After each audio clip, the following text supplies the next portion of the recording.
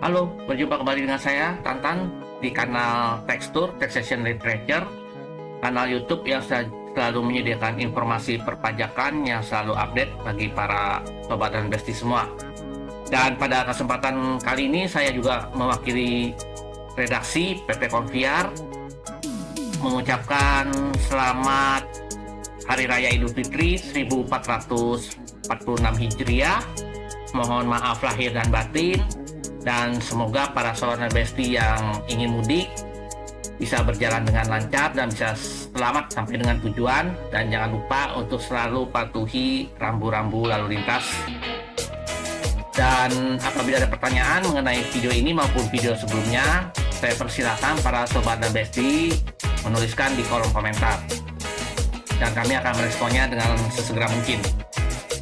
Pada video kali ini saya akan membahas mengenai cara perhitungan PPh pasal 21 untuk pegawai tidak tetap. Aturannya berada di PMK 168 tahun 2023. Besarnya PPh pasal 21 atas penghasilan yang diperoleh pegawai tidak tetap dan tidak diterima secara bulanan dihitung berdasarkan yang pertama, tarif efektif harian yang diatur di dalam PP 58 tahun 2023 atas penghasilan sehubungan dengan pekerjaan, jasa, atau kegiatan wajib pajak orang pribadi, atau menggunakan tarif pasal 17 ayat 1 huruf A Undang-Undang PPh.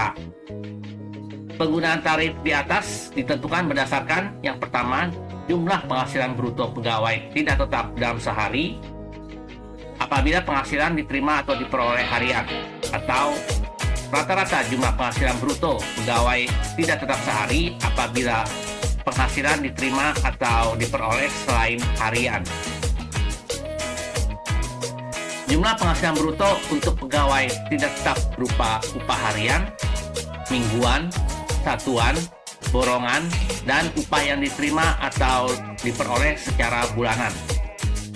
Untuk penentuan rata-rata jumlah penghasilan bruto sehari didasarkan jumlah keseluruhan penghasilan bruto yang diterima atau diperoleh pegawai tidak tetap dibagi dengan jumlah hari pegawai tidak tetap yang bersangkutan bekerja. Apabila jumlah penghasilan bruto sehari atau rata-rata jumlah penghasilan bruto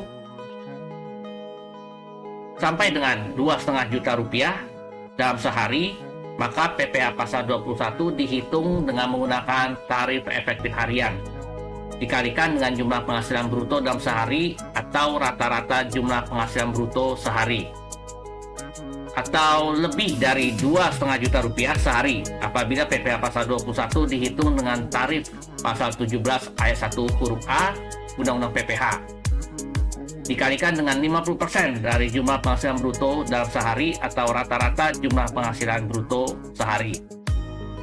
Besarnya PPh pasal 21 terutang dihitung dengan menggunakan tarif efektif bulanan yang telah diatur di dalam PP 58 tahun 2023 dikalikan dengan jumlah penghasilan bruto penghasilan yang diterima pegawai tidak tetap dalam masa pajak yang bersangkutan. Untuk lebih memudahkan, saya akan mengilustrasikannya dalam beberapa contoh soal. Kambahar bekerja di PT Pentolan. Kambahar merakit jam tangan selama 20 hari dan menerima upah harian Rp500.000 per hari. Maka berdasarkan tarif efektif harian yang telah ditentukan di dalam PP 58 tahun 2023, penghasilan bruto harian sampai dengan Rp450.000 dikenakan tarif sebesar 0%, dan di atas Rp450.000 sampai dengan Rp2,5 juta dikenakan tarif 0,5%. Sehingga kita bisa menghitung PPh pasal 21 atas upah harian kambahar dalam satu hari adalah sebesar 0,5% dikali Rp500.000 didapatkan Rp2.500. Kewajiban PT Pentolan membuat 20 bukti pemotongan PPh pasal 21 untuk kambahar. Pajak penghasilan pasal 21 tersebut merupakan kredit pajak dalam surat pemberitahuan tahunan untuk wajib pajak orang pribadi, yaitu dalam hal ini kambahar. Contoh berikutnya, Jander bekerja di PT Amder. Jander melakukan pengecekan material selama 5 hari. ia memperoleh penghasilan total sebesar 15 juta rupiah. Jadi kita hitung dulu jumlah penghasilan yang diterima dalam satu hari, yaitu sebesar 3 juta rupiah. Sehingga PPh Pasal 21 terutang atas penghasilan yang diterima per hari adalah 5% dikali 50% dikali 3 juta rupiah, kita dapatkan angka 75.000 rupiah. PT Under membuat 5 bukti pemotongan pajak penghasilan PPh Pasal 21 apabila sistem informasi perpajakan belum mengakomodasi pembuatan satu bukti potong PPh Pasal 21 gabungan selama beberapa hari. Pajak penghasilan Pasal 21 tersebut merupakan kredit pajak dalam surat pemberitahuan tahunan untuk Under. Contoh lain, Eko bekerja sebagai pegawai tidak tetap di PT Valencia, yaitu bergerak di industri furniture kayu dengan kode KLU-nya 31001. Pada bulan Juni 2025, Eko merakit lemari selama 10 hari.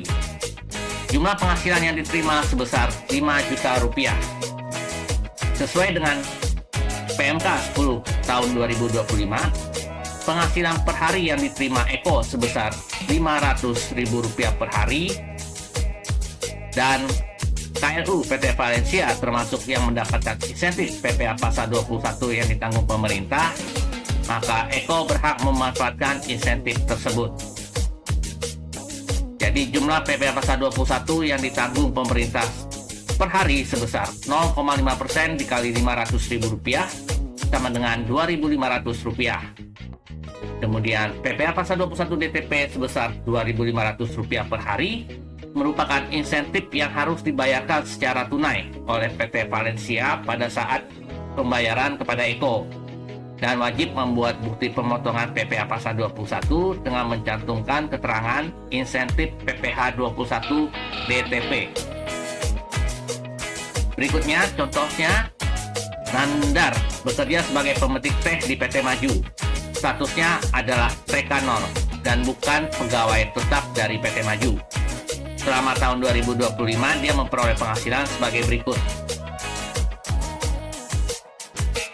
Jadi kita lihat aturannya berdasarkan di PP yang telah diatur, di mana penghasilan brutonya kita cocokkan dengan status kategori PPKP-nya yaitu TK0, yaitu masuk kategori A. Sehingga kita dapatkan untuk Januari 4 juta, tarifnya 0%, Februari 7 juta, 1,25%, kemudian Maret 1 juta, kita cocokkan dengan tarif 0%, dan seterusnya.